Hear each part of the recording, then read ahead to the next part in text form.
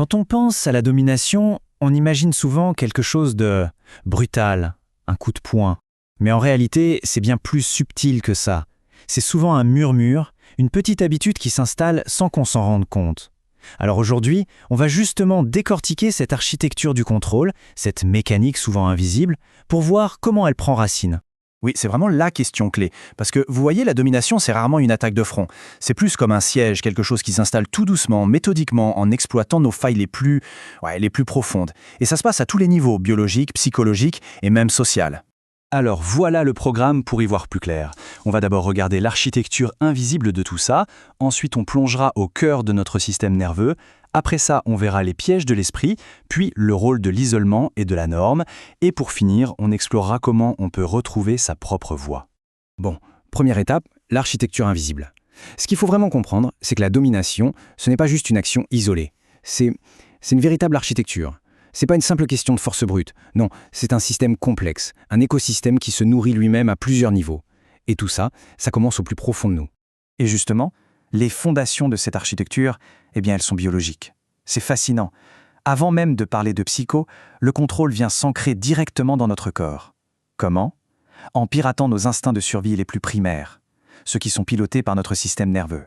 Alors face à une menace, notre système nerveux a, en gros, 4 réponses possibles. On en connaît bien 3. La lutte, on contre-attaque. La fuite, on s'échappe. Ou la sidération, on est complètement figé. Mais il y en a une 4e, beaucoup plus discrète. Et c'est elle qui est au cœur de notre sujet, la soumission. Attention, ici la soumission, ce n'est pas un aveu de faiblesse. C'est une pure stratégie d'adaptation pour survivre. Et c'est précisément cette porte-là que la domination va forcer. Imaginez une alarme incendie qui sonne en permanence. C'est insupportable, non ? Eh bien, c'est pareil pour notre système nerveux quand une menace devient chronique. Pour ne pas griller tous ces circuits, il va chercher la solution qui consomme le moins d'énergie. Se battre tout le temps, c'est juste épuisant. Du coup, une autre stratégie se met en place, l'adaptation. Et c'est exactement là que cette petite voix intérieure, presque inconsciente, se met en place. Ce n'est pas un choix de lâche, loin de là, c'est un pur calcul de survie. Le cerveau se dit simplement « Ok, si je m'adapte, je vais moins souffrir ».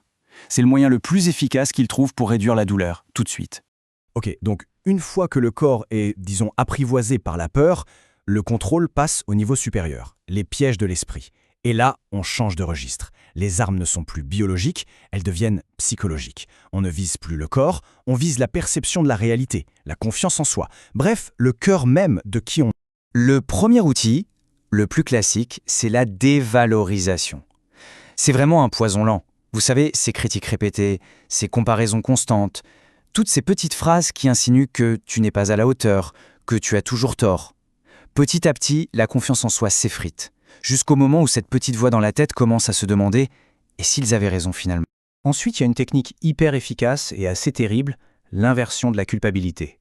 Là, le dominant retourne complètement la situation. Il se pose en victime, et tout d'un coup, c'est l'autre qui se retrouve avec toute la faute sur les épaules. La logique est complètement retournée. C'est fou. Au lieu de se défendre, la personne dominée se met à se dire « c'est de ma faute, c'est moi qui dois faire plus d'efforts ». Et puis, bien sûr, il y a le fameux gaslighting. C'est carrément l'art de déformer la réalité. On va nier des faits évidents, minimiser les émotions. Mais non, tu exagères, t'es trop sensible, ça ne s'est jamais passé comme ça. À force, la personne perd tous ses repères. Elle finit par douter de sa propre santé mentale et se dire « mais en fait, le problème, c'est peut-être moi ». Et l'arme ultime pour verrouiller le piège, c'est ce qu'on appelle la récompense intermittente. C'est ce qui crée la dépendance. Un coup c'est le froid, le rejet, la critique. Et juste après, un moment de chaleur, de validation. C'est complètement imprévisible. Et cette imprévisibilité, ça crée un espoir constant. C'est un crochet émotionnel hyper puissant, un peu comme une machine à sous. On reste là à attendre le prochain moment de chaleur. Et c'est ça qui maintient captif. Mais attention, tous ces pièges psychologiques, ça ne fonctionne pas dans le vide. La domination a besoin d'un terrain fertile pour grandir. Et ce terrain, c'est l'environnement social, l'entourage. Il peut jouer un rôle absolument crucial. Soit il sert de rempart, soit il devient un complice, souvent sans s'en rendre compte, qui va renforcer et même normaliser ce qui est inacceptable. Alors, quels sont les signaux d'alerte ? C'est simple. Une relation saine, c'est un dialogue. Une dynamique de domination, c'est un monologue. Quand il y en a un qui sait et l'autre qui ignore, un qui décide et l'autre qui s'adapte tout le temps, un qui parle et l'autre qui se tait, eh bien la relation n'est plus du tout horizontale. Elle devient verticale, c'est une pure hiérarchie de pouvoir. Et pour bien bétonner cette hiérarchie, il y a 2 stratégies principales. D'abord, l'isolement. On coupe la personne de ses soutiens, ses amis, sa famille, bref, de tous ceux qui pourraient lui dire « Attends, là, ce n'est pas normal ». Et la deuxième stratégie, c'est de conditionner au silence. La personne apprend que si elle exprime ses besoins, ça crée un conflit. Alors, pour avoir un semblant de paix, même si elle est toxique, le silence devient un réflexe de survie. Et là, on touche peut-être au point le plus insidieux de tous. C'est quand la société elle-même s'en mêle. Des traditions, des rôles sociaux, des hiérarchies, tout un tas de choses qui peuvent rendre une dynamique profondément injuste, complètement normale. On ne la voit même plus, parce que ça a toujours été comme ça.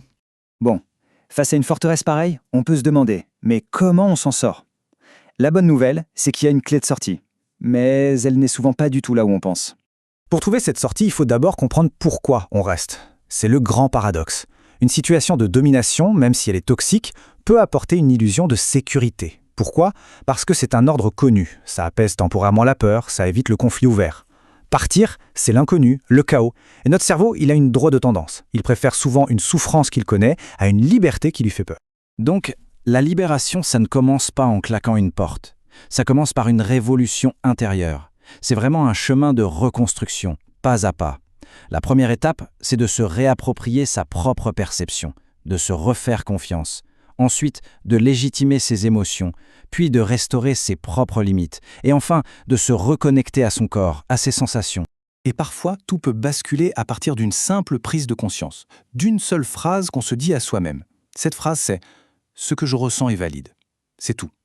Mais à l'instant précis où cette validation qui vient de l'intérieur devient plus forte que la critique qui vient de l'extérieur, alors là, toute l'architecture de la domination, qui est construite sur le doute, se met à trembler sur ses bases. Ce qui nous amène à cette question pour conclure. Et si, au fond, la vraie liberté, la toute première, ce n'était pas la liberté d'agir, mais la liberté de ressentir, de simplement valider sa propre expérience du monde, sans attendre la permission de personne. C'est une idée assez vertigineuse et c'est sur cette pensée qu'on va se quitter.